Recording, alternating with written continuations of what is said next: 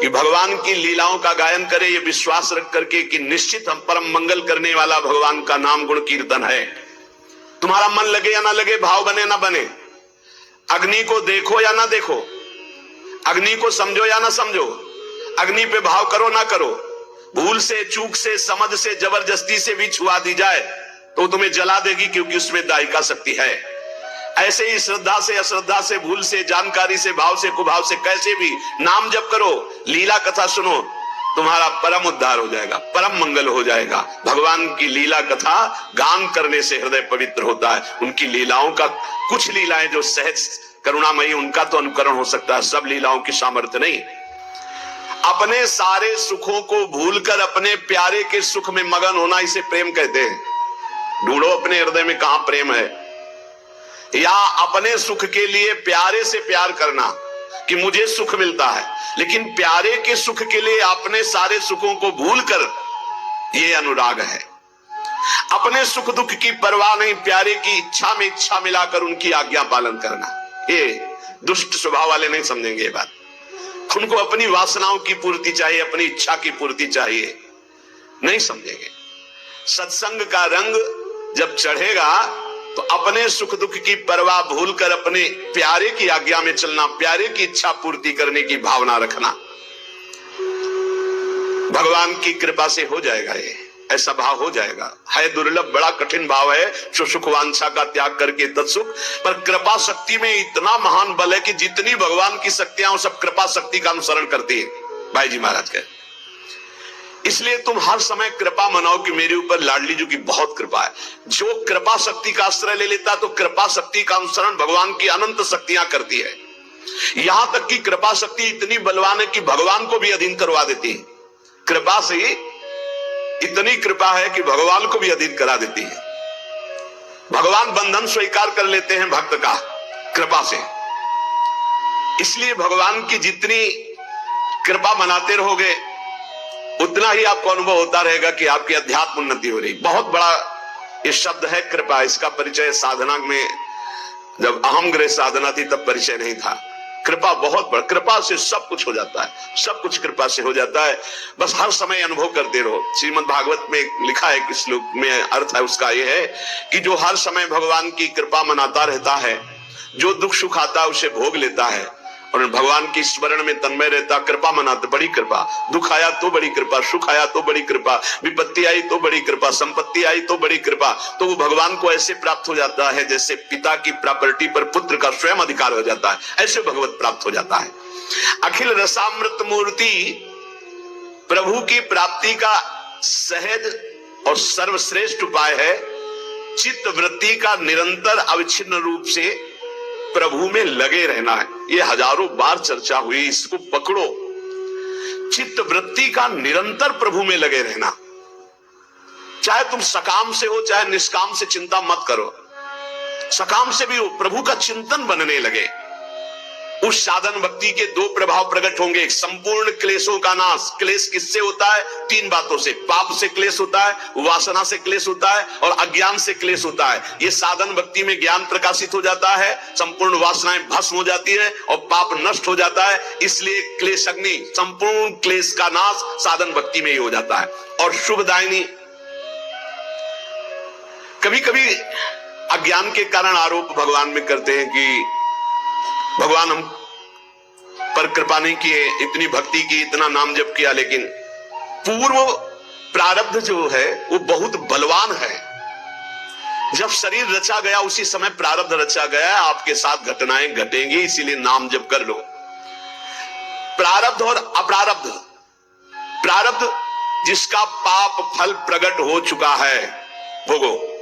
अप्रारब्ध अभी आने वाला है, पहले से निश्चित है कि 55 वर्ष की अवस्था में आपको ये भोगना है।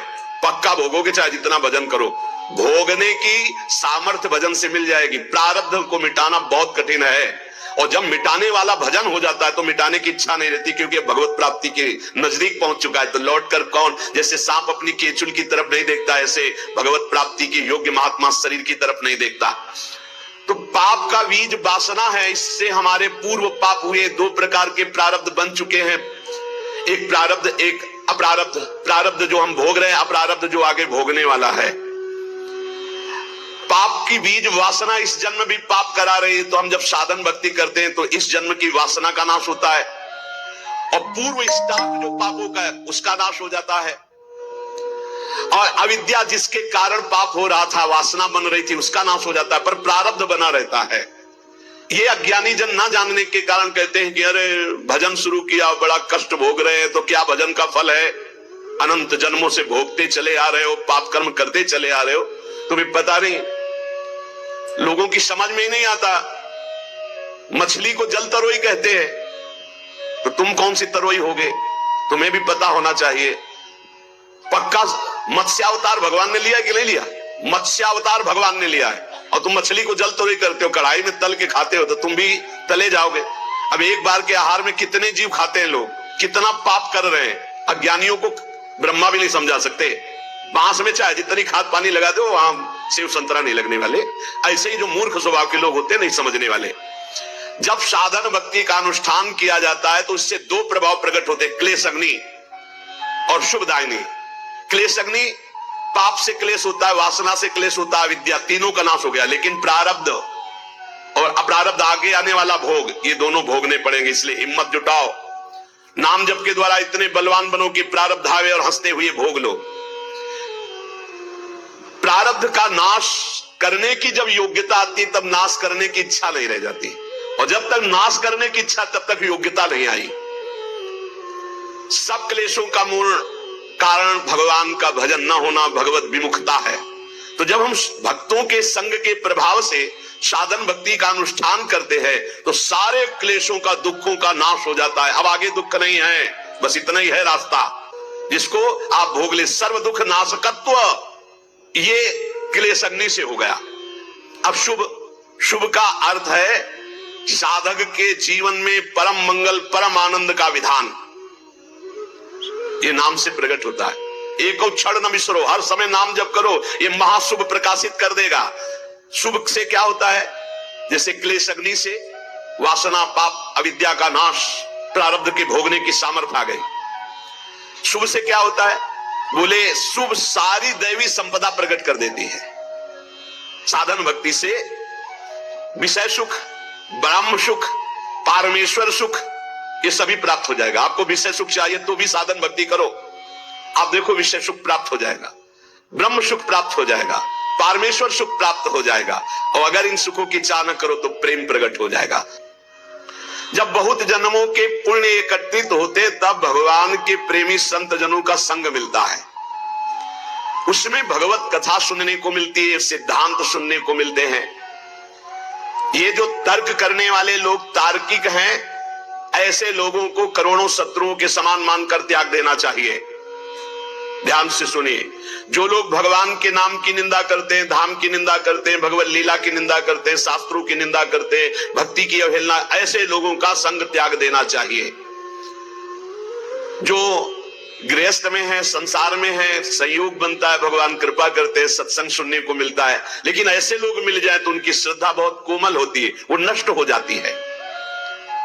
भगवत लीला कथा ही एक ऐसा उपाय है जो हर जीव का परिवर्तन कर देती है। अगर आप सत्संग सुनोगे तो निश्चित आपका परिवर्तन हो जाएगा।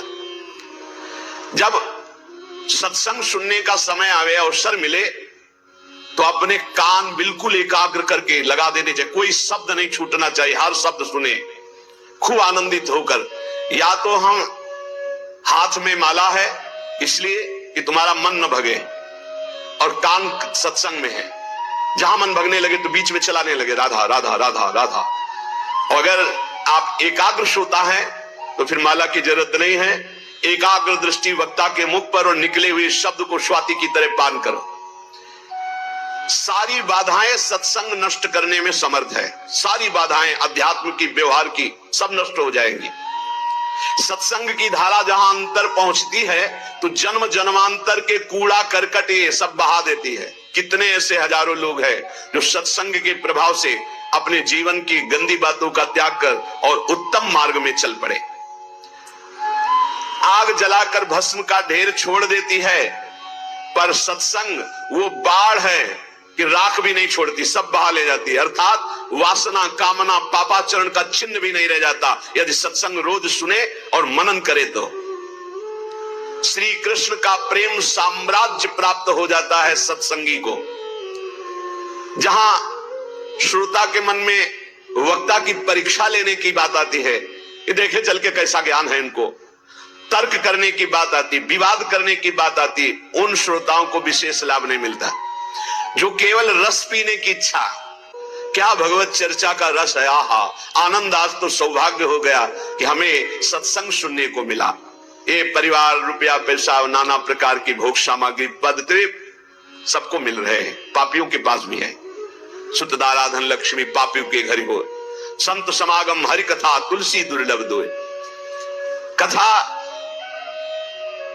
ये भगवान की ऐसी महामहिमामयी है कि सुनने मात्र से भगवत प्राप्ति करा देती है। देखो, बड़े याज्ञिक और विद्वान हैं, वेदज्ञ हैं मथुरा के ब्राह्मण, लेकिन इनको भगवत दर्शन नहीं हुआ और उनकी पत्नियां केवल भगवत चर्चा सुनती हैं। वृंदावन से मालिनी पुष्प लेके जाते, आज ठाकुर जी ने ऐसा श्रृंगार किया था, आज लाल बिहारी ने उस असुर का वध किया। सुन सुन करके इतनी प्रबल लालसा जागृत हुई कि वो भोग लेकर के सीधे भगवान को पवाया और दर्शन प्राप्त किया। रत्नावती जी ने और कभी कोई साधना नहीं की थी, केवल दासी ने भगवत चर्चा सुनाई तो भगवत चर्चा सुनते सुनते ऐसी महान की भक्त भूप उनको कहा श्रीनाभाजी ने। ये अंतरंग लीला में प्रवेश, जब बाहर सुनते सुनते तो अंतरंग लीला में सीधे प्रवेश सत्संग करा देता है। भगवान की लीला कथा ऐसी है कि अगर कानों में शब्द पहुंच जाए तो पाप और ताप दोनों का नाश कर देती है। पर जो श्री कृष्ण के भक्त हैं, प्रेमी हैं, उन्हीं के मुख से सुनने पर यह परिवर्तन होता है, अन्यथा नहीं। क्या पूज्य भाई जी महाराज कह रहे कि ऐसा लीला कथा का प्रभाव कि सीधे भगवत प्राप्ति। तो जो श्री कृष्ण के भक्त हैं, प्रेमी हैं, जो रुपया के भक्त नहीं, मान प्रतिष्ठा के भक्त नहीं, व्यवहार के भक्त नहीं, केवल परमार्थ के भक्त हैं, उनको ये वाणी में उनमें प्रवीणता होती है, यह सामर्थ्य होती है कि जीव के स्वभाव का परिवर्तन मर्दन करके उसमें भागवतिक स्वभाव प्रकाशित कर देना। जब कोई श्री कृष्ण भक्त, श्री कृष्ण प्रेमी भगवत चर्चा करता है तो अहोभाग्य, बड़ा सौभाग्य उसका जिसको सुनने को मिलता है।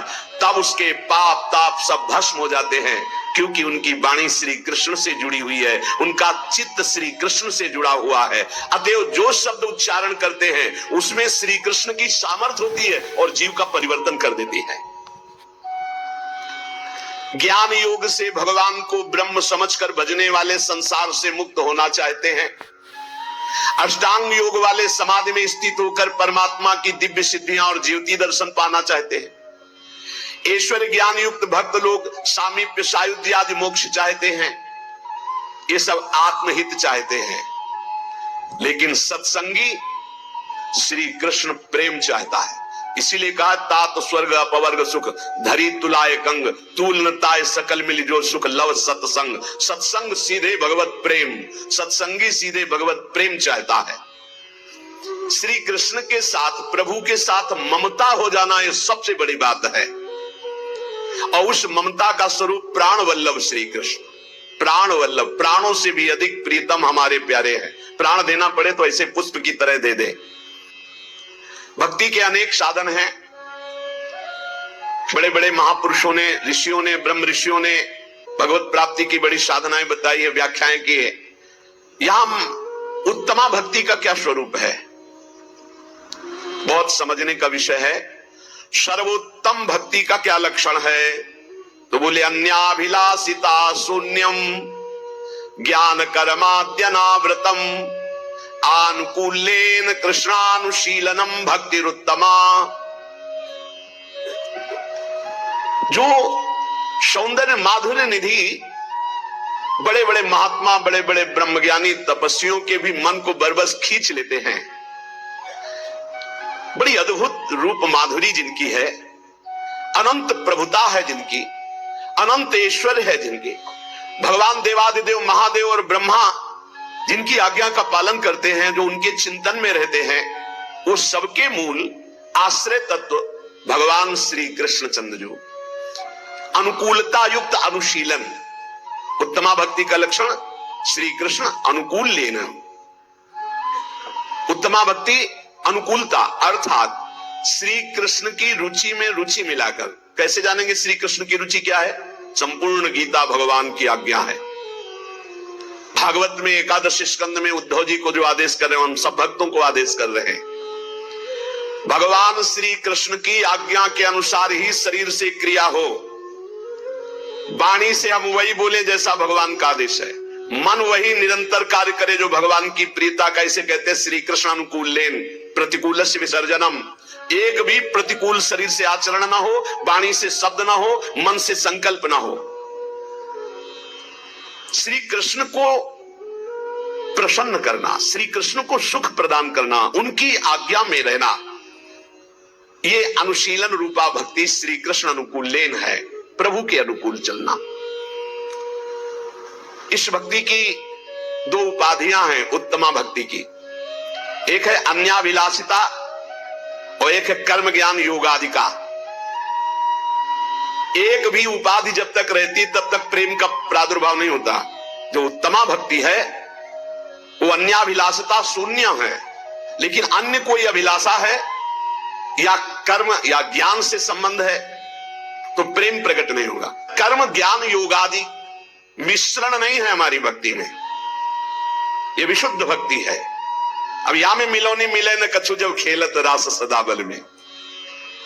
अभिलाषा भोग कामना की और मोक्ष कामना की, इन दोनों की कामनाओं का त्याग करने वाला अन्याभिलाषिता शून्य है, ना भोग की और ना मोक्ष की। और यहां ज्ञान अहम ब्रह्मास्मि, इसकी जरूरत नहीं है। यहां योग हठ योग आदि की जरूरत नहीं है। यहां कर्म किसी फलाकांक्षा से नहीं होता है, किसी लौकिक पारलौकिक भोगों के लिए नहीं होता है। हाँ, यहां ज्ञान है क्या? भगवान की दिव्य मंगलमय रहस्य का, स्वरूप का, भजन का, तत्व का, सब में विराज। सर्वान वस्तुतया निरीक्ष परम स्वाराध्य बुद्धिर्मम। यहां योग है पर हठ योग नहीं। यहां चित्त की वृत्ति का निरोध करके निरंतर प्रियालाल में स्थित रखना, ये योग है। भगवान के रूप गुण लीला चरित्र आदि में तल्लीन रहना, ये योग है। यहां कर्म है, लोक परलोक के भोगों के लिए नहीं, प्रियालाल की सेवा के लिए। तो ज्ञान योग, अष्टांग योग या कर्म योग यहां इस तरह से नहीं है, प्रेम भक्ति का वर्धन करने वाला है। जो सकाम भक्त है, प्राय लाखों भक्तों में कोई एक निष्काम होता हो तो होता हो, उसमें भी संशय नहीं। लोक परलोक की, मोक्ष की, कल्याण की, पापनाश की, सुख की कामना कुछ न कुछ बनी ही रहती है। सकाम भक्ति 3 प्रकार की होती है। जो भोगों की चाह, या हमारा नाम हो जाए, हमारी कीर्ति हो जाए, हमारा ऐश्वर्य हो जाए। बड़ा विचित्र खेल है। अपना नाम करना, गुणगान प्रभु का गा रहे हैं, नाम अपना चाहते हैं। कीर्ति प्रभु की गा रहे हैं, कीर्ति अपनी चाहते हैं। प्रभु की बात कर रहे हैं, प्रतिष्ठा अपनी चाहते हैं। भक्ति का स्वांग है, कामना है, यश कीर्ति नाम प्रतिष्ठा, विषय भोग, ऐश्वर्य, समुदाय। जिनके एक रोमकूप में अनंत ब्रह्मांड वास करते हो मेरे प्रीतम है, वो काफी है, तुम्हारी जरूरत नहीं। तुम्हें जरूरत हो तो आओ, हमें तुम्हारी जरूरत नहीं है। तुम्हें जरूरत है तो द्वार खुला है। दिखरावा माते तीन अद्भुत रूप प्रचंड, रोम रोम प्रति लागे, कोटि कोटि ब्रह्मांड, ब्रह्मांड निकाया निर्मित माया, रोम रोम प्रतिवेद कहे। आए हो तो भगवान है, आप हमारे आदर है। कभी ना आओ तो प्रश्न नहीं होगा। आए की हुज्जत नहीं, गए की तलाश नहीं, भरोसो दृढ़ चरण के रो।